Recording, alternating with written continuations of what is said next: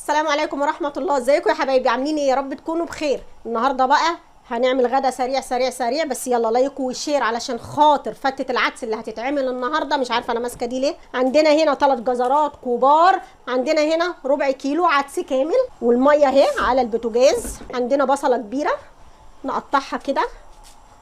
عندنا الطماطم هنعمل دي كده ونطلع العنقود بتاعها الجميل ده. انا كنت بقطع الجزر وانا واقفه ماشي، وادي الجزر اهو. كل ده في الميه هنا ماشي. عندنا التوم الجميل دوت هناخد بس منه شويه. طبعا كمون وشطه، كزبره، بابريكا، بهارات، كركم، ملح، قالب شوربه تاني. ادي يا جماعه مجمل الاكله الجميله بتاعتنا النهارده. اتمنى ان انا اكون شرفتكم، اتمنى ان انا اكون اسعدتكم، اتمنى ان الاكل يكون عجبكم يا رب.